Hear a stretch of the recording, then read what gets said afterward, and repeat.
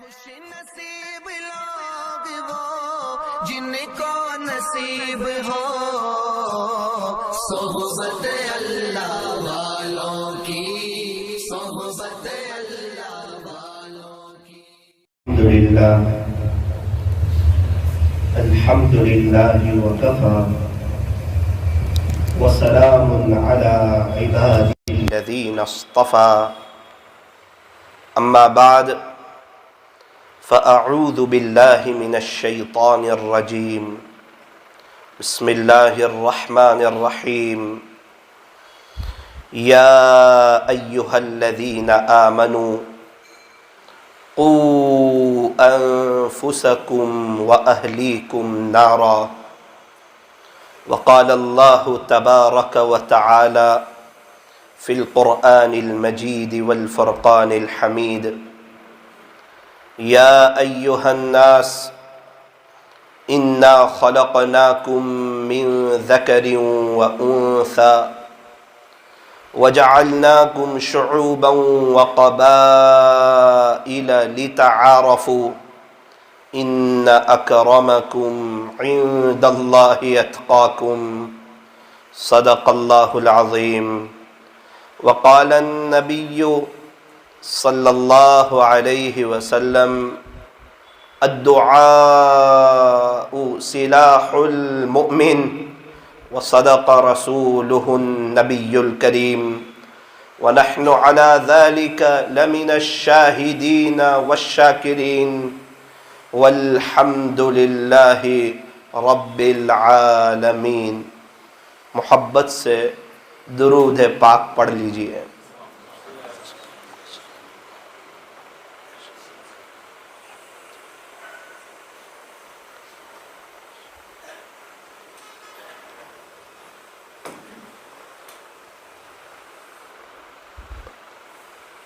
اللہ تبارک و تعالی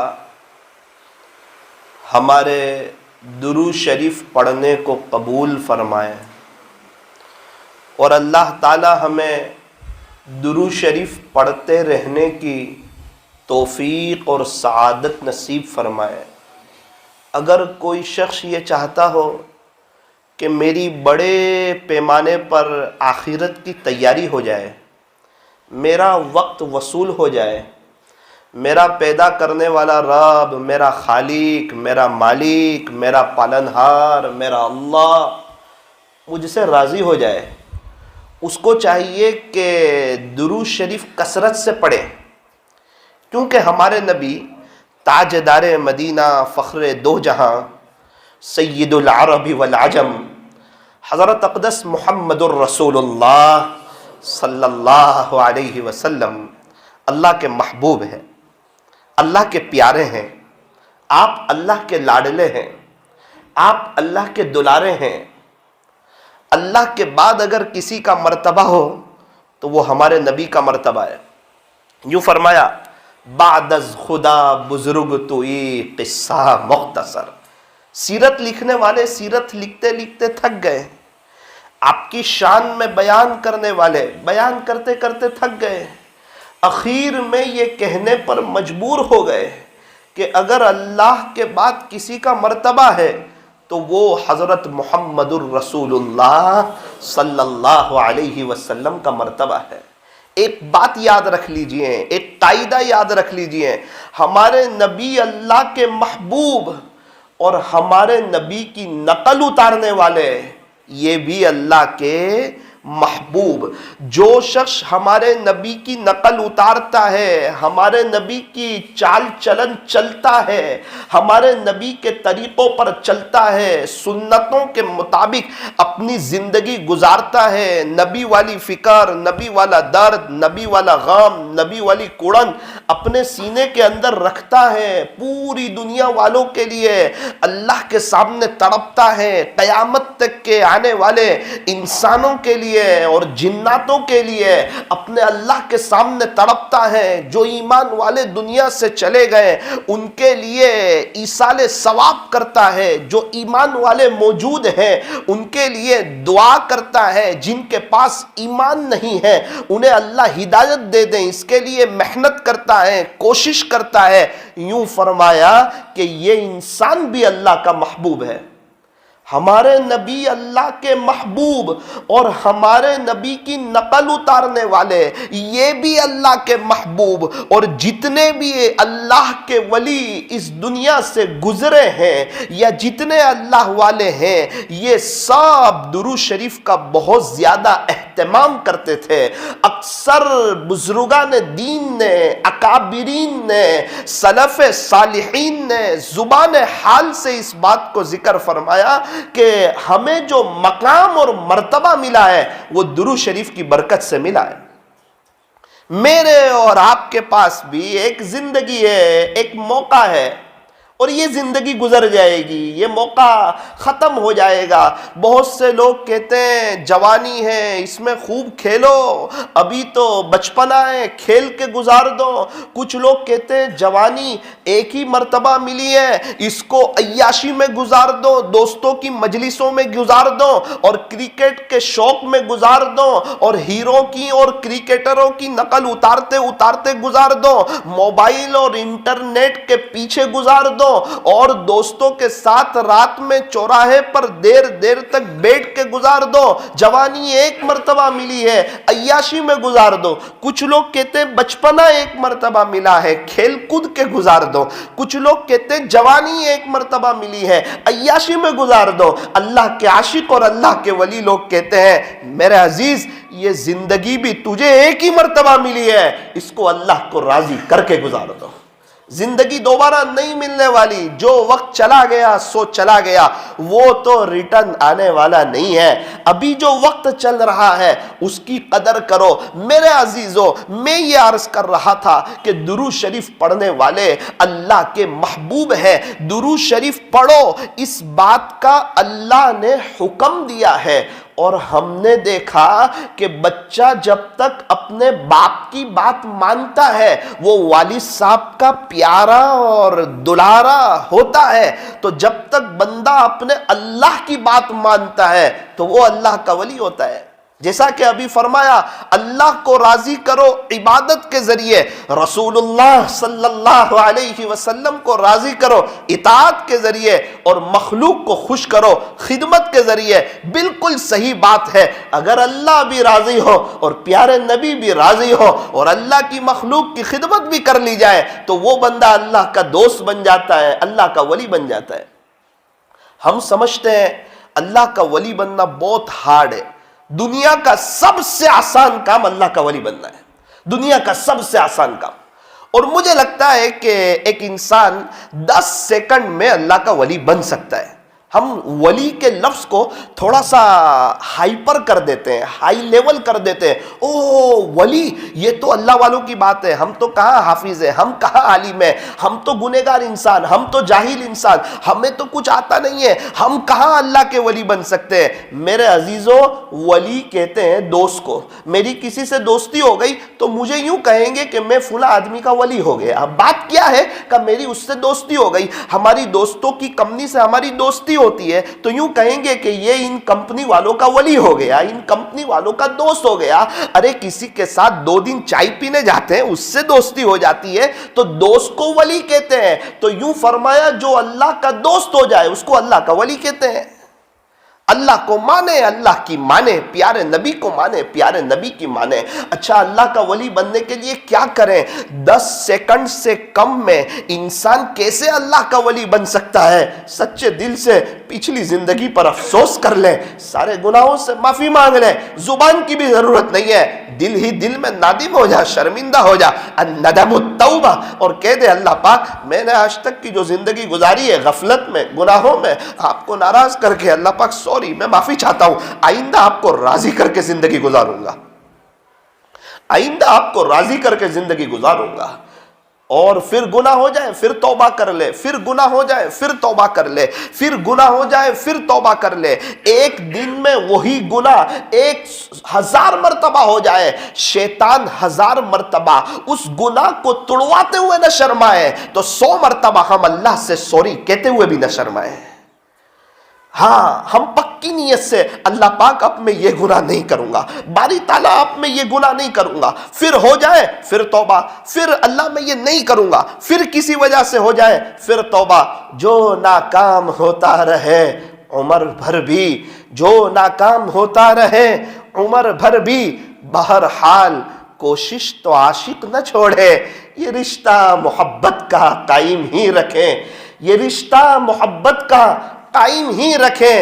جو 100 بار ٹوٹے تو 100 بار جوڑے۔ توبہ کرنے والے اللہ کو بہت پسند ہے۔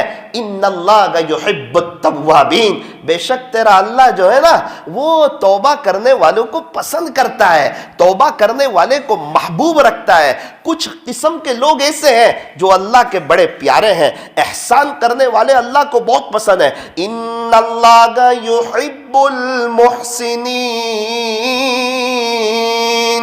اللہ پاک کو احسان کرنے والے لوگ بہت پسند ہے، توبہ کرنے والے اللہ کو بہت پسند ہے۔ ان اللہ یحب التوابین، توبہ کرنے والے کو اللہ دوست رکھتے ہیں، اللہ پسند فرماتے ہیں، اللہ محبت فرماتے ہیں۔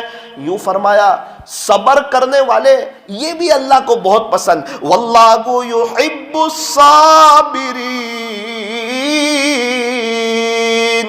اللہ تعالیٰ صبر کرنے والوں سے محبت فرماتے ہیں۔ تو میرے عزیزو، اللہ جن سے محبت فرماتے ہیں ہم وہ کام کریں، ہم صبر کرنا سیکھیں، صبر کرنے والوں سے اللہ کو پیار، ہم شکر کرنا سیکھیں، شکر کرنے والوں سے اللہ محبت فرماتے ہیں، ہم تواضع سیکھیں، تواضع کرنے والوں سے اللہ محبت فرماتے ہیں، ہم لمبی لمبی نفلیں پڑھنا سیکھیں، لمبی لمبی نفلیں پڑھنے والوں سے اللہ محبت فرماتے ہیں، کثرت سے استغفار کریں، استغفار کرنے والوں سے اللہ محبت فرماتے ہیں، درود شریف کا اہتمام کریں، درود شریف پڑھنے والوں سے اللہ محبت فرماتے ہیں، قرآن شریف پڑھیں، محبت کی زبان سے پڑھیں، دھیان کے ساتھ پڑھیں کہ یہ جو میں پڑھ رہا ہوں میرا اللہ سن رہا ہے، میں اپنے اللہ کو، اپنے خالق کو، اپنے مالک کو، اپنے پالنہار کو سنا رہا ہوں۔ اپنے آپ سے کہیں کہ جب تو پڑھتا ہے نا تیرا اللہ ضرور سنتا ہے، صرف قرآن کی بات نہیں ہے، ہم زبان سے جو بھی جملہ نکالتے ہیں وہ اللہ سنتے ہیں۔ یوں فرمایا جس انسان کو اس بات کا یقین ہو جائے کہ میرا اللہ میری ہر بات غور سے سنتا ہے، وہ انسان اپنی باتیں کسی اور کو نہیں سنایا کرتا، اپنے دکھڑے کسی اور کو نہیں سنایا کرتا، اپنی پریشانیاں اور اپنی تکلیف کی باتیں اور اپنی مصیبتیں اور اپنے حالات کسی اور سے شیئر نہیں کیا کرتا، وہ تو اپنی باتیں اللہ سے شیئر کیا کرتا ہے، وہ تو اپنے دکھڑے اپنے اللہ کو سنایا کرتا ہے۔ ایک بات یاد رکھنا، مصیبت جو ہے یہ تذکرہ کرنے سے بڑھ جاتی ہے، پریشانی تذکرہ کرنے سے بڑھ جاتی ہے، اور صبر کرنے سے آہستہ آہستہ آہستہ ختم ہو جاتی ہے۔ دنیا کی سب سے بڑی طاقت یوں فرمایا کہ صبر ہے۔ جس انسان کے پاس صبر ہو اس کو نہ کوئی گرا سکتا ہے، اس کو نہ کوئی ہرا سکتا ہے، کیونکہ اللہ صبر کرنے والوں کے ساتھ ہے۔ عربی کا ایک مقولہ ہے الصبر شجرہ، کہ صبر تو ایک ایسا درخت ہے وَثَمَرُهَا حُلْوٌ، جس پر لگنے والے پھل میٹھے ہی ہوا کرتے ہیں۔ صبر کے درخت پر کبھی بھی کڑوے پھل نہیں آتے۔ اس لیے میرے عزیزو اصل چیز ہے توبہ کرنا، گناہوں سے بچنا۔ گناہ کی مثال جو ہے وہ کھجلی کی طرح ہے۔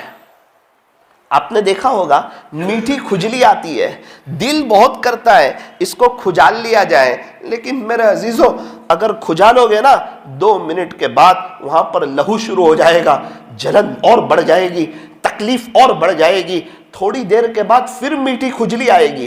عقل مند وہ ہے جو اس کو کھجالے نہیں، پاؤڈر لگا دے اس پر، ایسے ہاتھ پھیر دے اس پر، لیکن اس کو کھجالے نہیں۔ بالکل یہی بات ہے گناہ کی۔ یوں لگتا ہے کہ ابھی میں یہ گناہ کروں گا نا لذت ملے گی، مزہ آئے گی، نفس کو سکون آ جائے گا، میرے عزیز سکون نہیں آئے گا تو اور بے چین ہو جائے گا اور پریشان ہو جائے گا، خدا کی نظر رحمت سے تو اور گرے گا۔ اور یاد رکھنا، ایک گناہ دوسرے گناہ کو دعوت دیتا ہے، دوسرا گناہ تیسرے گناہ کو دعوت دیتا ہے۔ پہاڑ سے انسان پھسلتا ہے، نیچے گر جاتا ہے، پہاڑ پر چڑھنے میں محنت لگتی ہے، اترنے میں کوئی محنت نہیں، گھر بنانے میں محنت ہے، توڑنا ہو تو کوئی محنت نہیں، بستیوں کو آباد کرنے میں محنت ہے، بستی کو توڑنا ہو اجاڑنا ہو فرمایا کوئی محنت نہیں۔ اس طرح نیک بننا ہو، اللہ کا بننا ہو، اللہ کو راضی کرنا ہو، نیکی کا کام کرنا ہو، اس کے لیے تو محنت ہے۔ اگر اللہ کو ناراضی کرنا ہے، اگر اپنی قبر کو اور اپنی آخرت کو اگر برباد ہی کرنا ہے، اگر پلسرات کو اور آخرت کو بھول کر ہی زندگی گزارنا ہے، اس کے لیے کوئی محنت نہیں ہے۔ نیک بننے کے لیے محنت ہے، گنہگار بننے کے لیے نہیں۔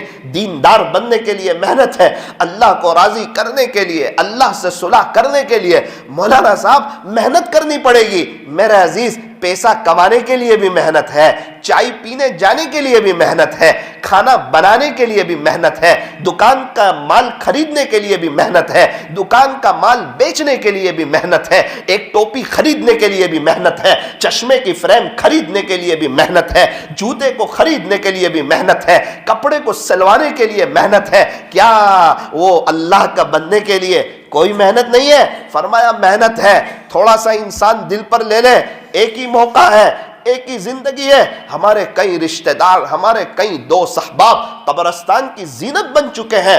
ہمیں یوں لگتا ہے کہ یار میرے بغیر میرا گھر کیسا چلے گا، میرے بغیر میری دنیا کیسے چلے گی؟ ارے ان لوگوں کو دیکھ لے جو دنیا سے چلے گئے، ان کے بغیر دنیا کیسی چل رہی ہے؟ جب تو چلا جائے گا تیرے بغیر بھی دنیا ایسی چلے گی۔ ہمارے پردادا کی زمانے میں دنیا اتنی اپنی آب و تاب کے ساتھ ظاہر نہیں ہوئی تھی، ہمارے ابا کے زمانے میں اور رونق کے ساتھ آئی، ہمارے زمانے میں اور رونق کے ساتھ آئی، ہمارے بچوں کے ٹائم پہ اور اچھی ہوگی۔ ہم میں سے ہر ایک سوچے ہمارے پردادا کے ٹائم پہ ہم کس مکان میں رہتے تھے، دادا کے ٹائم میں کتنا اچھا مکان ہو گیا، ابا کے ٹائم میں کتنا اچھا ہو گیا، ہمارے ٹائم میں کتنا اچھا ہو گیا، کھانا اچھا، مکان اچھا، سواری اچھی، دنیا کی فراوانی اچھی، دنیا کی زیب و زینت اچھی۔ ہمارے جانے کے بعد ہمارے بچوں اور ہماری فیملی کے پاس اور اچھی چیزیں آئے گی اور اچھی زندگی گزاریں گے۔ اللہ انہیں محتاج نہیں کر دے گا، اللہ انہیں لاچار نہیں کر دے گا، اللہ پاک انہیں مجبور نہیں کر دے گا۔ جس کے دل میں یہ بات ہو کہ میں اپنے بچوں کو کھلاتا ہوں، ذرا وہ ان کی طرف دیکھ لے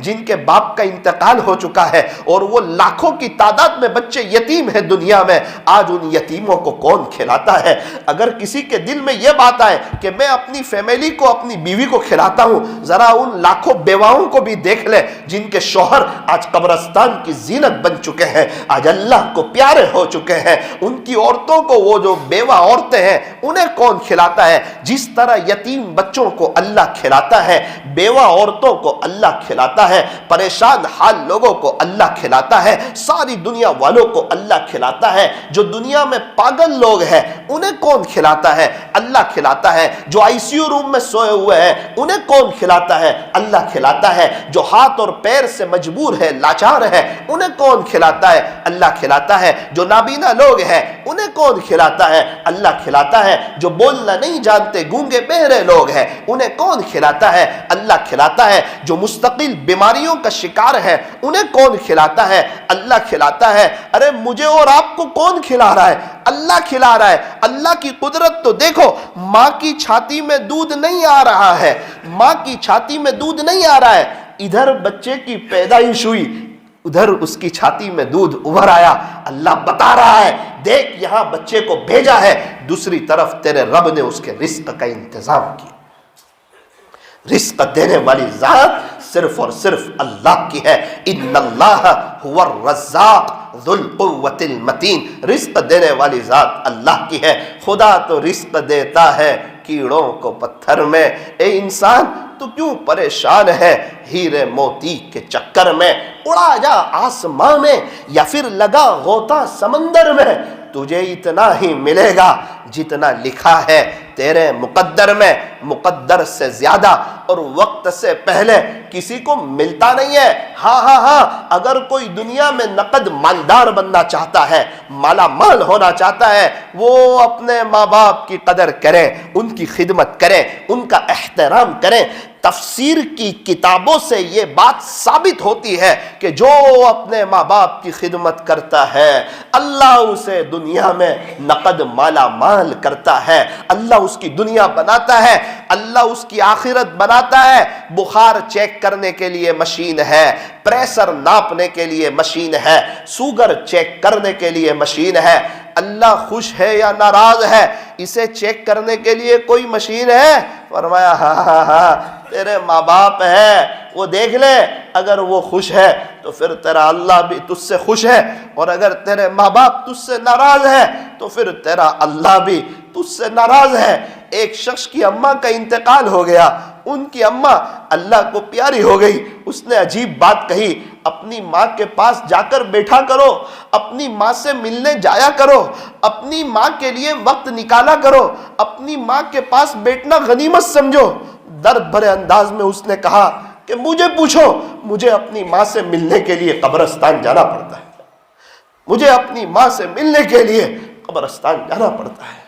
ایک شخص کے والد صاحب کا انتقال ہوا، انہوں نے کہا اپنے والد صاحب کی ایک آواز پر فوراً حاضر ہو جایا کرو، چونکہ میرے والد صاحب دنیا سے چلے گئے ہیں تو ان کی آواز میں اپنا نام سننے کے لیے میرے کان آج ترس گئے، ان کی آواز میں اپنا نام سننے کے لیے میرے کان آج ترس گئے۔ اس عاجز سے اللہ پاک نے ایک دن پہلے ایک چھوٹی سی کتاب لکھوائی ہے، 200 قیمتی نصیحتیں، امید ہے انشاءاللہ وہ منظر عام پر آ جائے گی ایک ہفتے کے اندر۔ اس میں یہ ساری باتیں لکھی ہوئی ہے، 200 قیمتی نصیحتیں۔ ماں کی قدر کرو، باپ کی قدر کرو، ماں باپ کا دل جیت لو، کامیاب ہو جاؤ گے، ورنہ ساری دنیا جیت کر بھی ہار جاؤ گے۔ ماں باپ کو بوجھ نہ سمجھو، ماں باپ کو تکلیف نہ دو، ماں باپ کے سامنے نہ بولو، برداشت کر لو یار، ان کے غصے کو برداشت کر لو، ان کی سختی کو برداشت کر لو۔ کیا ہمارا بوڑھاپا نہیں آنے والا؟ کیا ہمارے بچے جوان نہیں ہونے والے؟ جیسا سلوک ہم اپنے ماں باپ کے ساتھ کرتے ہیں ویسا ہی سلوک ہماری اولاد ہمارے ساتھ کرے گی۔ جو ماں باپ ہمارے لیے رات دن ایک کر دیتے تھے، وہ باپ جس نے اپنی ساری جوانی لگا دی کہ میرا بچہ جوان ہو جائے، اس نے پسینے کی شرابور میں اپنی ساری جوانی لگا دی۔ ہم تھوڑے سے جوان ہو کر اسی ماں باپ کے سامنے آج بولتے ہیں، کتنے لوگوں کے فون آتے ہیں، مولانا اس وقت دل ہل جاتا ہے، مولانا صاحب 2.5 سال ہو گیا ہمارا بچہ بول نہیں رہا ہے، کچھ پڑھ دو، کچھ دم کر دو۔ میں نے کہا بھائی میں کوئی عامل نہیں ہوں۔ ارے مولانا کچھ پڑھنے کا بتا دو، عقل کڑا آتا ہے اس پر کچھ پڑھ کے دم کر دو۔ ہم بے چین ہیں، ہم پریشان ہیں، ہمارا بچہ بول نہیں رہا ہے۔ اس وقت دل جلتا ہے کہ ماں باپ بچہ بولتا ہو جائے، میرا بچہ صحیح بولنا سیکھ لے۔ اس کے لیے ماں باپ اتنی کوشش کرتے ہیں، اور یہ بچہ جوان ہو کر اس زبان کی طاقت کو اسی ماں باپ کے سامنے آزماتا ہے اور اپنی آخرت کو برباد کرتا ہے۔ کیا وہ اپنی موت بھول گیا؟ اپنے اللہ سے ملاقات بھول گیا؟ پل صراط پر سے گزرنا ہے وہ بھول گیا؟ وہ کیا گھڑی ہوگی اور وہ کیا منظر ہوگا اور وہ کیا وقت ہوگا ہم جب اپنے اللہ کے سامنے کھڑے ہوں گے اور حساب کتاب چل رہا ہوگا اور اس میں یوں لکھا ہوا ہوگا کہ فلاں وقت تم نے اپنے ماں باپ کے سامنے بولا تھا، فلاں وقت تم نے اپنے ماں باپ کا مقابلہ کیا تھا۔ میرے عزیزوں، ماں باپ وہ ہستی نہیں جنہیں بھلا دیا جائے۔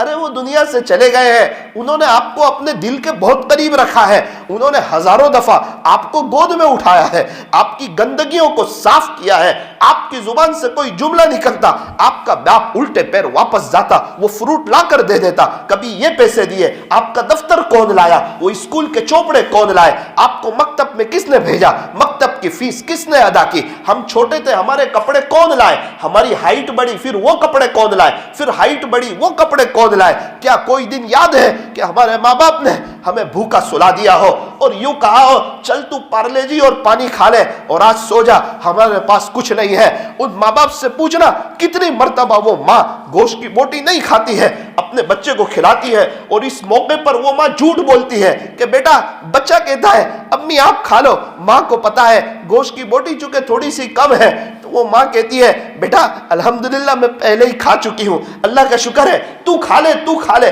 امی تھوڑی سی کھا لو، نا بیٹا میں تو کھا چکی ہوں، تو کھا لے۔ وہ ماں اس موقع پر جھوٹ بول کر کے باہر نکل جاتی ہے۔ اللہ اکبر کبیرہ۔ میرے عزیزو، آج موقع ہے، اگر ماں باپ ہیں ان کی قدر کرو، ان کی خدمت کرو۔ یہ خانقاہ کا پیغام ہے کہ ہم اپنی اصلاح کریں، ہم اللہ کو راضی کریں۔ آج ہر کوئی دوسرے کی اصلاح کی فکر میں لگا ہوا ہے، ہر کوئی دوسرے کی اصلاح کی فکر میں، اسی لیے اصلاح نہیں ہو رہی ہے۔ اصلاح معاشرہ کا سب سے اہم پیغام جو ہے وہ اللہ ہمیں قرآن میں دیتا ہے، یا ایھا الذین آمنوا، اے ایمان والو۔ اللہ مجھ سے بھی خطاب کر رہا ہے، اللہ آپ سے بھی خطاب کر رہا ہے۔ قوا انفسکم واہلیکم نارا، تم اپنے آپ کو اور اپنی فیملی کو جہنم کی آگ سے بچاؤ، جہنم کی آگ سے بچاؤ۔ تم اپنے آپ کو اور اپنی فیملی کو جہنم کی آگ سے بچاؤ۔ یہ اصلاح معاشرہ کا سب سے بڑا سبق ہے کہ اگر میں سوچ لوں کہ میں کیسے جہنم سے بچوں، میری فیملی کیسے جہنم سے بچ جائے، تو انشاءاللہ ہمارا جہنم سے بچنا آسان ہو جائے گا۔ بستی کا ہر فرد اگر یہ سوچ لے، ہر مرد اگر یہ سوچ لے، ہر مستورات اگر یہ سوچ لے، تو آٹومیٹک پوری بستی کی اصلاح ہو جائے گی۔ اتنے پروگرام ہو رہے ہیں اصلاح معاشرہ کے، پھر بھی جیسی اصلاح ہونی چاہیے ویسی نہیں ہو رہی ہے۔ وجہ کیا ہے؟ میری اپنی غلطی ہے۔ بولنے والا سوچتا ہے سامنے والے سدھر جائے، اپنے تو نیکی ہے نا یار۔ ارے میرے عزیز، سب سے بڑا مسئلہ تیرا ہے۔ اگر اللہ نے یہ پوچھ لیا قیامت کے دن صرف اتنا بتا دے، تو نے اتنے سب بیان کیے تھے، اس میں سے وہ کون سا بیان ہے جس پہ تو نے عمل کیا؟ میرے عزیزو، اصل تو بولنے والوں کا مسئلہ ہے۔ جب میں بولتا ہوں میرے کان پہلے سنتے ہیں، آپ کے کان تو بعد میں سنتے ہیں۔ ایک جگہ بیان کر کر میں نیچے آیا، اللہ نے وہاں کام کی باتیں اپنے فضل سے کہلوائی، اپنے کرم سے کہلوائی۔ ایک بزرگ سے میں نے کہا حضرت کچھ نصیحت کر دو۔ کہنے لگے بیٹا ابھی جو تو نے بیان کیا ہے نا وہ اچھا بیان ہوا ہے، تو اسی پر عمل کر لینا، اس بیان پہ تو خود عمل کر لینا۔ اس وقت مجھے احساس ہوا کہ حقیقت میں بولنا اپنی اصلاح کے لیے ہے، حقیقت میں بولنا اپنی اصلاح کے لیے۔ میں اپنی قبر میں جاؤں گا، آپ اپنی قبر میں جاؤ گے۔ ہمارے یہاں یہ اللہ والے، یہ اللہ والے، یہ اللہ والے، یار اس کو کیا کرو گے؟ وہ اللہ والے ہماری قبر میں نہیں آئیں گے، ہم ان کی قبر میں نہیں جائیں گے۔ جب ہمیں اپنی قبر میں جانا ہے، کیا وہ اللہ والے کھانا کھاتے ہیں؟ کیا ہمارا پیٹ بھر جاتا ہے؟ کیا وہ اللہ والے کماتے ہیں تو کیا ہمارے پاس پیسہ آ جاتا ہے؟ کیا وہ اللہ والے ذکر کرتے ہیں تو کیا ہمیں سکون مل جاتا ہے؟ نا نا نا، وہ اپنی تیاری کر رہے ہیں، ان کو اللہ کو حساب دینا ہے، وہ اپنی قبر کی تیاری کر رہے ہیں۔ ہمیں اپنی تیاری کرنی ہے، اللہ کا ولی بن کے جانا ہے، اس کا دوست بن کے دنیا سے جانا ہے، اس کا دشمن بن کے دنیا سے نہیں جانا ہے، اللہ کو راضی کر کے جانا ہے، اللہ سے صلح کر کے جانا ہے۔ اصلاح معاشرہ کے پروگرام کا سب سے بڑا فائدہ کیوں نہیں ہو رہا ہے؟ بولنے والا سوچتا ہے سامنے والوں کی اصلاح ہو جائے، پروگرام رکھنے والے سوچتے ہیں بستی والوں کی اصلاح ہو جائے، بستی کے نیک لوگ سوچتے ہیں الحمدللہ ہمارا تو مسئلہ ہی نہیں ہے، ہماری بستی میں جو گنہگار لوگ ہیں نا وہ سب سدھر جائیں، وہ سب تقوی والے ہو جائیں۔ گنہگار لوگ سوچتے ہیں ابھی تو جو نیک لوگ ہیں نا ابھی تو ان کے گھر کا ماحول ٹھیک نہیں ہے، پہلے یہ اپنے گھر کا ماحول ٹھیک کر لے۔ ہر ایک سوچتا ہے دوسرا سدھر جائے، کسی کی اصلاح نہیں ہوتی جب ہر ایک یہ سوچ لے کہ میری اپنی اصلاح ہو جائے، میں سوچوں میری اصلاح ہو جائے، آپ سوچیں آپ کی اصلاح ہو جائے۔ ہم میں سے جتنے بیٹھے ہوئے ہیں ہم میں سے ہر ایک یوں سوچے میں سب سے کمتر ہوں، دوسرے سب میرے سے بہتر ہے۔ جس مجلس میں بھی چلے جاؤ اپنے آپ سے ایک دفعہ کہو تو ان سب سے گندا ہے، یہ سب تجھ سے اچھے ہیں۔ اگر دل میں یوں آیا کہ میں ان سے اچھا ہوں، یوں فرمایا اسی کو تکبر کہتے ہیں۔ استاذ ہر موقع پر کامیاب ہے سوائے ایک موقع کے، شیخ ہر موقع پر کامیاب ہے سوائے ایک موقع کے، دیندار لوگ ہر موقع پر کامیاب ہے سوائے ایک موقع کے۔ جب استاذ اپنے پاس پڑھنے والے بچوں کو یوں سمجھ لے کہ میں ان بچوں سے بہتر ہوں، تب وہ استاذ ناکام ہو جاتا ہے۔ اپنے پاس آنے والے مریدوں سے جو زنا میں مبتلا ہو، جو شراب میں مبتلا ہو، جو گناہوں میں مبتلا ہو، شیخ کے دل میں یہ آ جائے کہ تو اس سے بہتر ہے، اس وقت شیخ بھی اللہ کی نظر سے گر جاتا ہے۔ کئی گنہگار لوگ وقت کے مشائخ کے پاس، مشائخ صوفیہ کے پاس آتے ہیں اور اپنے گناہ سناتے ہیں، حضرت فلاں موقع پر یہ گناہ ہو گیا، فلاں موقع پر یہ گناہ ہو گیا، فلاں موقع پر یہ گناہ ہو گیا۔ ان کی آنکھیں آنسو بہاتی ہے اس کو پتہ بھی نہیں ہوتا، ان کے آنسوؤں کا واسطہ دے کر وہ اللہ سے اپنے لیے مغفرت مانگ رہے تھے کہ اللہ پاک یہ تو گناہ کر کے نادم ہو گیا، کہیں ایسا نہ ہو میں نیکی کر کے اکڑ میں آ جاؤں۔ مالداری کے تکبر سے نیکی کا گھمنڈ یہ مالداری کے تکبر سے بڑا گھمنڈ ہے۔ پیارے نبی نے صاف اعلان کر دیا، جس کے دل میں ذرہ برابر، ذرہ بہت باریک چیز کو کہتے ہیں، ارے جب صبح میں سورج نکلتا ہے اور اس کی شعاؤں میں انسان ذرا غور سے دیکھتا ہے تو کروڑوں کی تعداد میں وہ چھوٹے چھوٹے وائٹ چیزیں اس کو نظر آتی ہے، اس سے بھی چھوٹی چیز کو ذرہ کہتے ہیں۔ قرآن اور حدیث میں یہ ذرہ کا لفظ آپ کو بہت اہم موقع پر ملے گا، جب یہ فرمایا کہ تو جو بھی نیکی کرے گا وہ بھی دیکھے گا، تو جو برائی کرے گا وہ بھی دیکھے گا۔ اس وقت اللہ تعالیٰ صاف اس بات کو استعمال فرمایا۔ ہم اردو میں بھی ذرہ بولتے ہیں، عربی میں بھی اس کو ذرہ کہا جاتا ہے۔ فَمَن يَعْمَلْ مِثْقَالَ ذَرَّةٍ خَيْرًا يَرَهُ، یہ قرآن کریم کا صاف اور صریح اعلان ہے کہ جو شخص ذرہ برابر نیکی کرے گا وہ بھی دیکھ لے گا۔ وَمَن يَعْمَلْ مِثْقَالَ ذَرَّةٍ شَرًّا يَرَهُ، اور جو ذرہ برابر برائی کرے گا نا وہ بھی دیکھ لے گا۔ نیکی کرنے والا بھی دیکھ لے گا، برائی کرنے والا بھی دیکھ لے گا۔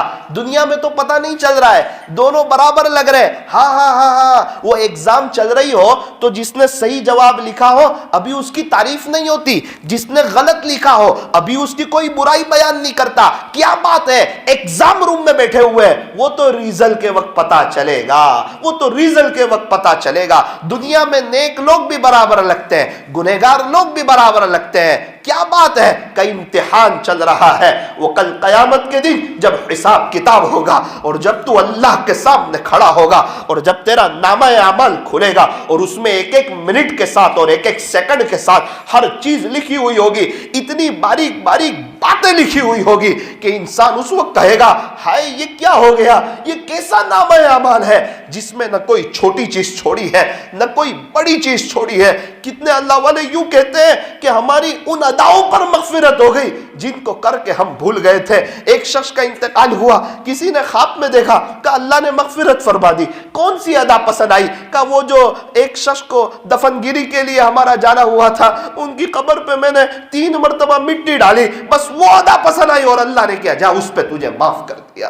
ایک بہت بڑے محدث تھے، وہ ایک حدیث شریف لکھنے جا رہے تھے، ایک مکھی ان کی قلم پہ آ کے بیٹھ گئی تو وہ مکھی نے سیاہی چوس لی اور وہ چلی گئی۔ تو اس ادا پہ اللہ نے ان کی مغفرت فرمائی کہ آپ نے ہماری ایک مخلوق کی پیاس کا خیال کیا تھا، ہم نے اس پر آپ کا بھی خیال کیا، جاؤ اس ادا پر آپ کی مغفرت فرما دی۔ زبیدہ خاتون فرماتی ہے مجھے ایسا لگا تھا کہ شاید نہر زبیدہ پر میری مغفرت ہوگی، لیکن وہ عمل اللہ کو پسند آیا جو میں کر کے بھول چکی تھی۔ میں ذرہ سمجھانا چاہ رہا ہوں، ذرہ بتانا چاہ رہا ہوں آپ کو، کیا میں اپنے آپ سے کہنا چاہ رہا ہوں ذرہ کس چیز کو کہتے ہیں۔ تو زبیدہ خاتون فرماتی ہے اللہ نے پوچھا زبیدہ کیا لے کر آئی ہو؟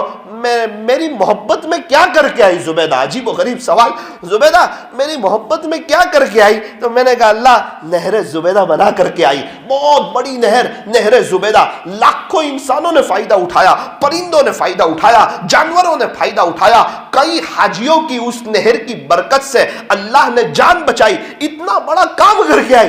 اللہ نے فرمایا زبیدہ وہ تو بیت المال کے پیسے سے بنی ہے، تو کیا کر کے آئی میری محبت میں؟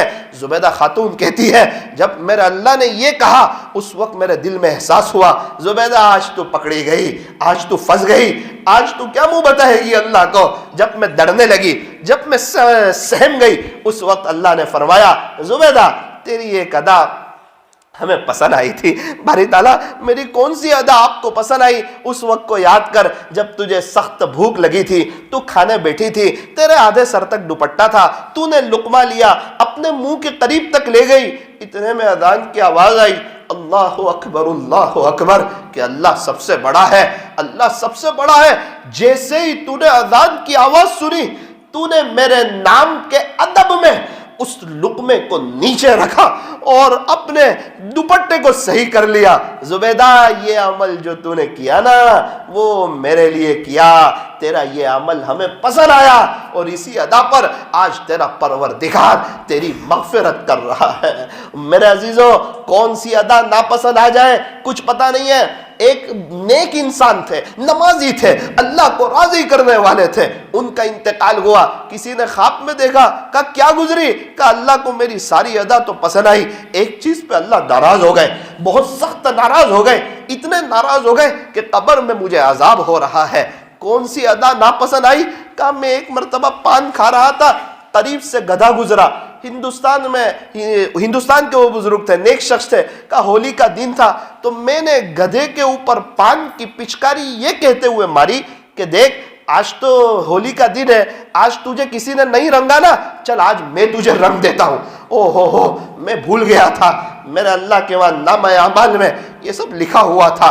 اسی ادا پر میری پکڑ ہو گئی. کب پکڑ ہو جائے, کب معاف کر دیں, کچھ پتہ نہیں ہے. ایک شخص نے پوری زندگی قرآن پڑھایا, انتقال کا وقت آیا, قرآن شریف کو ہاتھ میں لیا اور یوں کہا نعوذ باللہ اس کتاب پر میرا کوئی ایمان نہیں ہے, اور وہ بغیر ایمان کے دنیا سے چلے گئے. اللہ الصمد, اللہ الصمد, اللہ بے نیاز ہے. یہ وہ آیت ہے جس نے اللہ والوں کی راتوں کی نیندوں کو اڑا رکھا ہے. یہ وہ آیت ہے جو اللہ والوں کو تکبر سے بچا لیتی ہے. وہ نیکی کر کے دریا میں ڈال دیتے ہیں, وہ اپنے آپ کو کچھ سمجھتے ہی نہیں ہے. دنیا میں سب سے کمتر وہ اپنے آپ کو سمجھتے ہیں, کیونکہ وہ اپنا مقابلہ دنیا کے انسانوں سے نہیں کرتے. ان کو پتا ہے اللہ نے ہمیں امتحان لینے کے لیے نہیں بھیجا. اوپر مکتب چل رہا ہو, میں امتحان لینے کے لیے چلا جاؤں کہ بھائی چلو آ جاؤ امتحان دو, ٹرسٹی لوگ کہیں گے مولانا صاحب کون سا امتحان, کہاں کا امتحان؟ ارے میں چونکہ مولانا ہوں, میں عالم ہوا ہوں, اس لیے میں امتحان لینے آیا ہوں. ارے بھائی امتحان دو. ارے مولانا آپ اپنا کام کرو برائے مہربانی, ہم نے آپ کو کبھی نہیں بلایا امتحان لینے کے لیے. میرا اللہ یہی سمجھانا چاہتا ہے, میرے بندے دنیا میں تجھے اپنی اصلاح کے لیے بھیجا ہے, امتحان لینے کے لیے نہیں بھیجا ہے کہ دیکھ کے آنا ذرا تیری بستی میں کون نیک ہے, کون برا ہے, کون کیسا ہے, اور اس کے مقابلے میں اپنے آپ کو تھوڑا کچھ اچھا سمجھ کے آنا. نا نا نا, اے انسان تو کسی کے عیب کو بے نقاب نہ کر, اے انسان تو کسی کے عیب کو بے نقاب نہ کر, خدا اس کا حساب کرے گا, تو اس کا حساب نہ کر. ہمیں تو اللہ اکبر کا ترجمہ یاد رکھنا چاہیے. ہم جب پیدا ہوئے تھے داہنے کان میں بھی یہی کہا تھا اللہ اکبر, اللہ سب سے بڑا ہے. بائیں کان میں بھی یہی کہا تھا اللہ اکبر, اللہ سب سے بڑا ہے, یاد رکھنا تو کچھ نہیں ہے.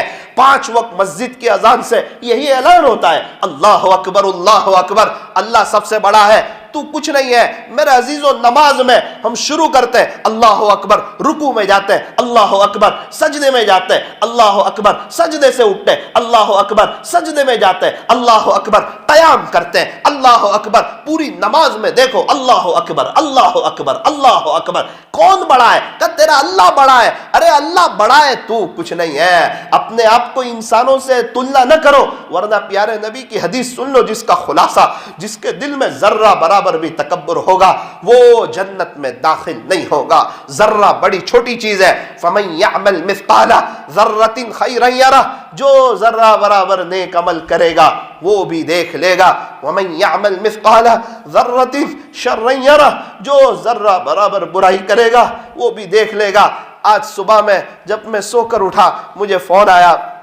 جب یہاں آ رہا تھا اس سے پہلے مولانا صاحب ڈابھیل میں ایک شخص بہت تندرست تھے, جوان تھے. میں نے کہا ہاں ہم تو ان سے ملا کرتے تھے. وہ رات میں سوئے اور 1 بجے گھر والوں کو پتا چلا کہ حرکت نہیں کر رہے, چیک کیا تو پتا چلا کہ انتقال ہو گیا ہے, انتقال ہو گیا ہے. ہاں ہاں ہاں ہاں, ہماری زندگی ہوا میں رکھے ہوئے چراغ کے مانند ہے. گزشتہ کل ایک مولانا صاحب کا فون آیا, مولانا, میں نے بولا جی ہمارے محتمیم صاحب کا انتقال ہو گیا ہے. میں نے کہا اچھا, اللہ ان کی مغفرت فرمائے.